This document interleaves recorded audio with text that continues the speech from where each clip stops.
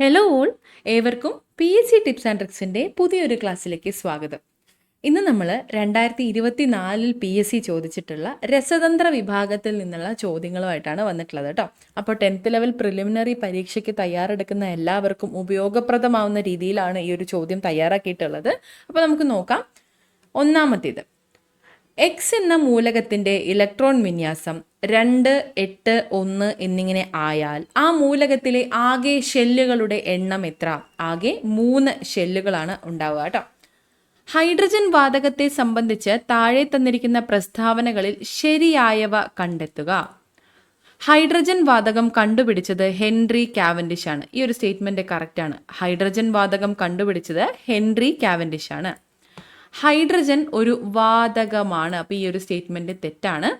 ഹൈഡ്രജന്റെ ഒരു ഐസോട്ടോപ്പാണ് പ്രോട്ടിയം അല്ലെങ്കിൽ deuterium. Okay, radium മറ്റൊരു കെമിക്കൽ എലമെന്റ് ആണ്. അപ്പോൾ അതല്ല, ആ ഒരു സ്റ്റേറ്റ്മെന്റ് തെറ്റാണ്. സൂര്യനിലെയും നക്ഷത്രങ്ങളിലെയും മുഖ്യ ഘടകം ഹൈഡ്രജൻ ആണ്. അത് ശരിയായിട്ടുള്ള സ്റ്റേറ്റ്മെന്റ് ആണ് അല്ലേ. സൂര്യനിലെയും നക്ഷത്രങ്ങളിലെയും മുഖ്യ ഘടകം ഹൈഡ്രജൻ ആണ്. ഹൈഡ്രജൻ വാതകം കണ്ടുപിടിച്ചത് ഹെൻറി കാവൻഡിഷ് ആണ്. ഹൈഡ്രജൻ ഒരു വാതകമാണ്. ഹൈഡ്രജന്റെ ഒരു ഐസോട്ടോപ്പാണ് പ്രോട്ടിയം അല്ലെങ്കിൽ ഡ്യൂട്ടീരിയം. നക്ഷത്രങ്ങളിലെയും മുഖ്യ ഘടകം ഹൈഡ്രജൻ ആണ്. അപ്പോൾ നമ്മുടെ ശരിയായിട്ടുള്ളവയാണ് ചോദിച്ചിട്ടുള്ളത്. അപ്പോൾ ഓപ്ഷൻ സി ആണ് നമ്മുടെ ആൻസർ കേട്ടോ. 1 and 4.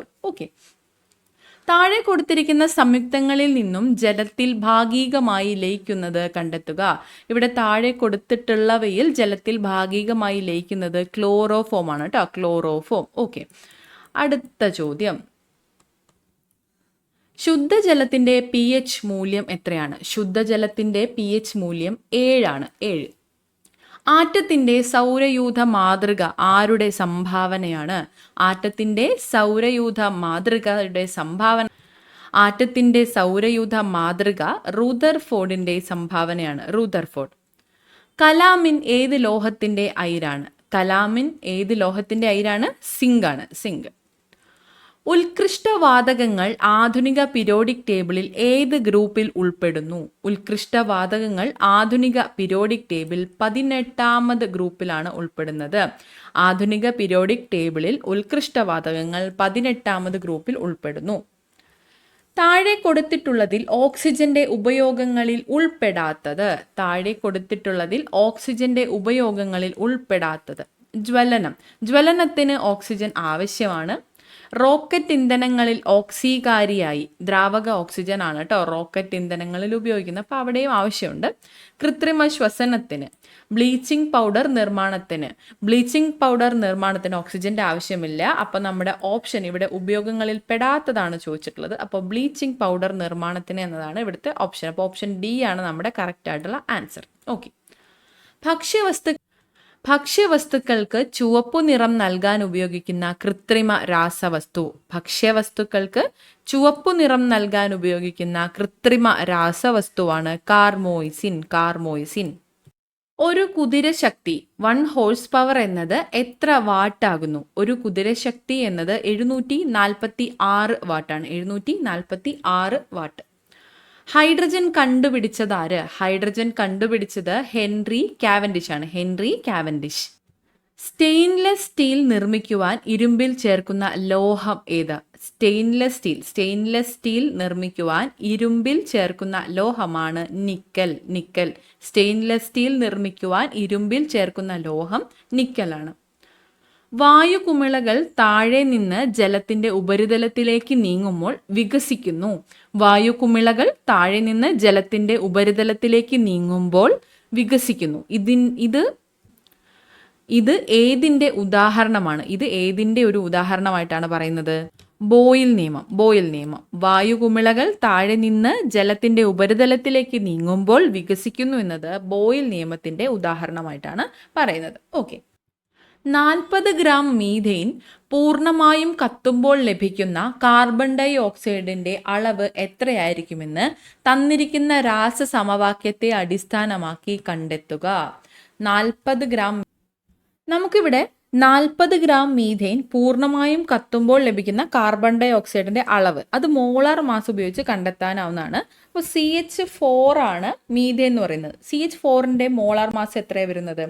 കാർബണിൻ്റേത് വരുന്നത് 12. അപ്പോൾ അതുപോലെ ഹൈഡ്രജൻ്റേത് എത്രയാണ്? ഹൈഡ്രജൻ്റേത് 1. അങ്ങനെയാണെങ്കിൽ CH4-ൻ്റേത് എത്രയായിരിക്കും? CH4-ൻ്റേത് 16 ഗ്രാം ആയിരിക്കും. 16 ഗ്രാമാണ് വരുന്നത്. ഓക്കെ ആണല്ലോ. ഇനി കാർബൺ ഡൈ ഓക്സൈഡിൻ്റെത് നോക്കണം. കാർബൺ ഡൈ ഓക്സൈഡിൻ്റെത് CO2 ആണ്. CO2 നോക്കുകയാണെങ്കിൽ CO2 ആണ് carbon dioxide. Okay, carbon ഡൈ ഓക്സൈഡിൻ്റെത് കാർബൺ നമ്മൾ പറഞ്ഞു 12 നമുക്ക് അതറിയാലോ അല്ലേ? കാർബണിൻ്റെത് 12. ഓക്സിജൻ്റേത് വരുന്നത് 16 അങ്ങനെയാണെങ്കിൽ കാർബൺ ഡൈ ഓക്സൈഡിൻ്റെത് എത്രയാണ് വരുന്നത്? 44 ഗ്രാമാണ്. 44 ഗ്രാമാണ് വരുന്നത്. കാർബൺ 1 ഓക്സിജൻ 2 ആണ് വരുന്നത്. അപ്പോൾ നമുക്ക് 44 ഗ്രാം കിട്ടും.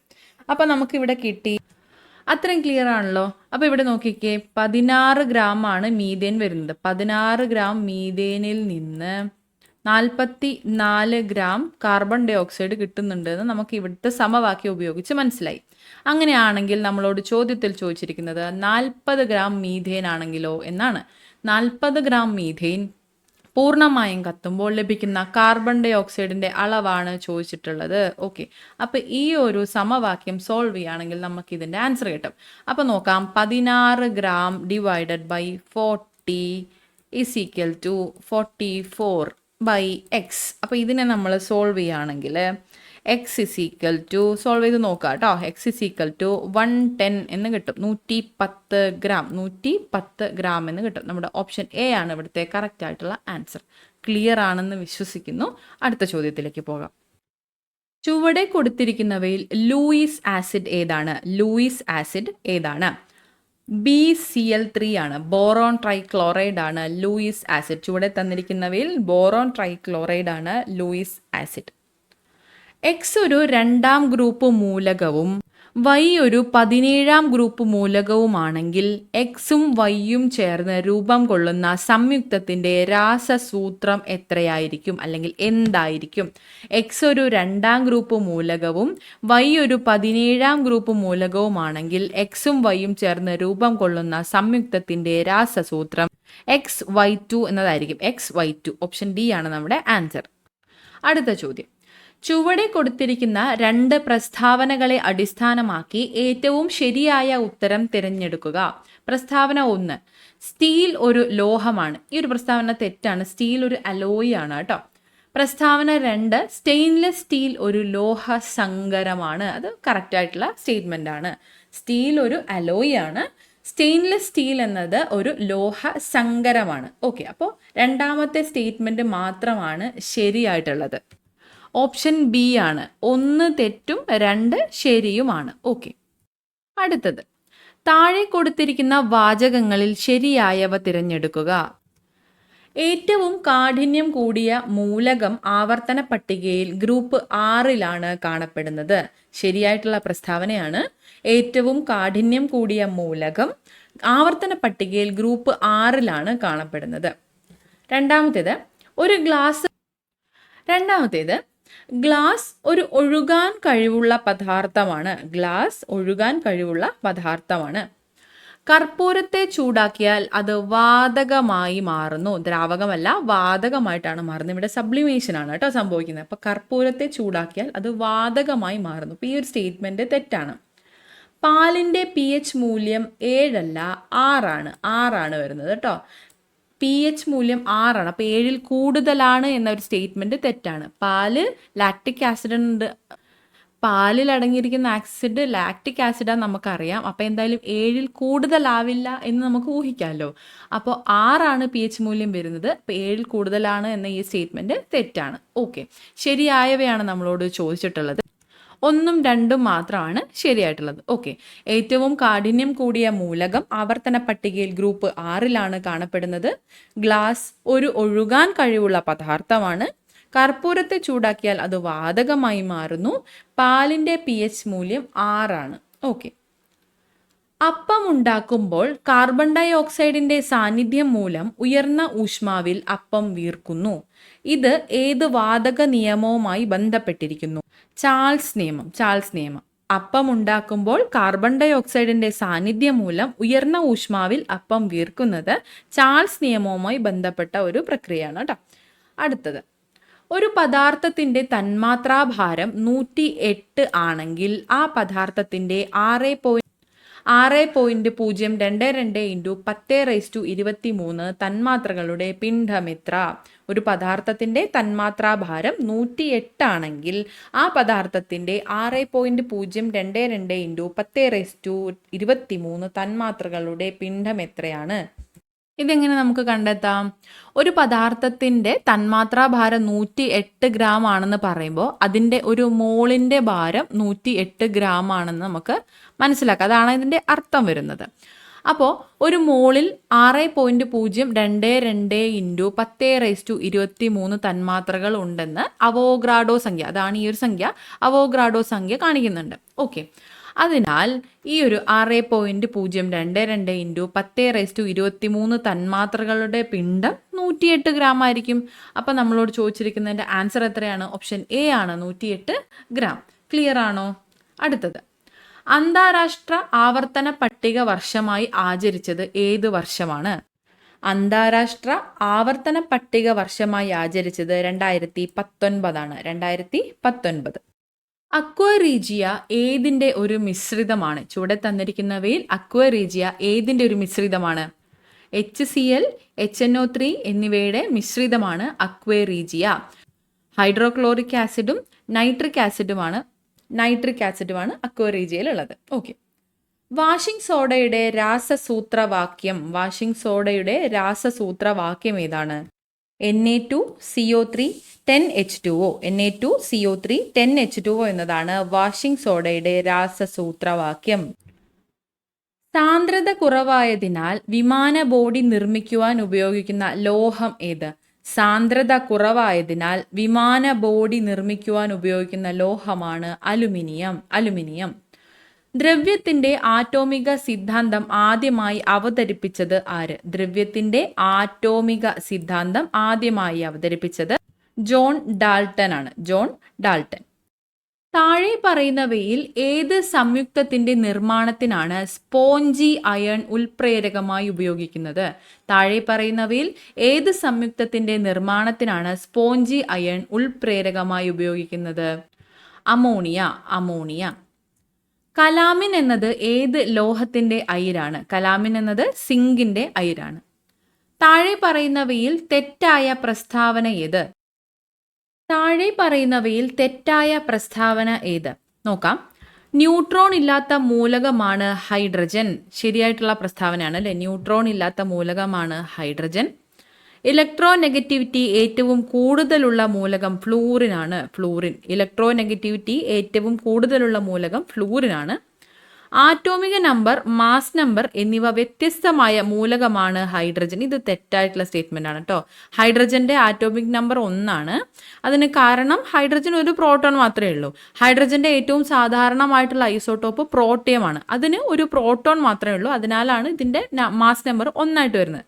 എന്നാൽ ഹൈഡ്രജന്റെ മറ്റ് ഐസോട്ടോപ്പുകളുണ്ട്, ഡ്യൂട്ടീരിയം, അതുപോലെ ട്രിഷ്യം, ഇവയ്ക്കൊക്കെ ഇത് വ്യത്യസ്തമായിട്ടാണുള്ളത്. അപ്പോൾ ഈ ഒരു സ്റ്റേറ്റ്മെൻറ്റ് തെറ്റാണ്. അപ്പോൾ ആറ്റോമിക് നമ്പർ, മാസ് നമ്പർ എന്നിവ വ്യത്യസ്തമായ മൂലകമാണ് ഹൈഡ്രജൻ എന്ന ഈ ഒരു സ്റ്റേറ്റ്മെൻറ്റ് തെറ്റാണ് കേട്ടോ.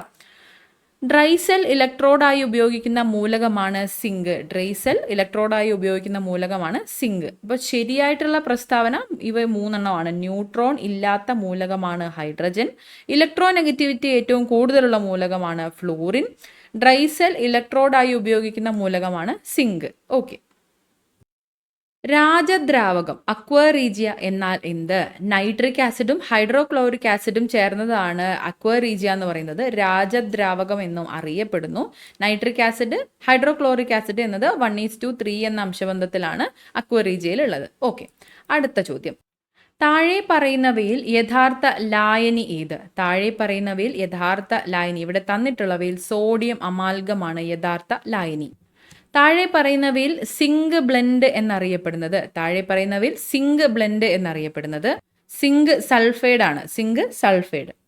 2023 രസതന്ത്രത്തിനുള്ള നൊബേൽ സമ്മാനം താഴെ പറയുന്നവയിൽ ഏത് വിഷയവുമായി ബന്ധപ്പെട്ടതാണ്? 2023 രസതന്ത്ര നൊബേൽ ക്വാണ്ടം ഡോട്ട്സുമായി ബന്ധപ്പെട്ടതാണ്. രക്തത്തിൻ്റെ പി എച്ച് അല്പം ക്ഷാര സ്വഭാവമുള്ളതാണ്. രക്തത്തിൻ്റെ പി എച്ച് അല്പം ക്ഷാര സ്വഭാവമുള്ളതാണ്. അതിൻ്റെ പി എച്ച് തിരിച്ചറിയുക. രക്തത്തിൻ്റെ പി എച്ച് മൂല്യം എത്രയാണ്? 7.4 കേട്ടോ. 7.4 രക്തത്തിൻ്റെ പി എച്ച് മൂല്യം. താഴെ തന്നിരിക്കുന്നതിൽ രാസമാറ്റം ഏതിൽ സംഭവിക്കുന്നു? നോക്കാം. ഐസ് ഉരുകുന്നത് രാസമാറ്റമല്ല, ഭൗതിക മാറ്റമാണ്. ഐസ് ഉരുകുന്നത് ഭൗതിക മാറ്റമാണ്. മെഴുകുരുകുന്നതും ഭൗതിക മാറ്റമാണ്. ഇരുമ്പ് തുരുമ്പിക്കുന്നത് രാസമാറ്റമാണ്. മുട്ട തിളയ്ക്കുന്നതും രാസമാറ്റമാണ്. അപ്പോൾ ഇവിടെ തന്നിട്ടുള്ളവയിൽ രാസമാറ്റം ഏതിൽ സംഭവിക്കുന്നു എന്നാണ് ചോദിച്ചിട്ടുള്ളത്. 3ഉം 4ഉം ആണ്. ഓപ്ഷൻ ഡി ആണ് നമ്മുടെ ആൻസർ.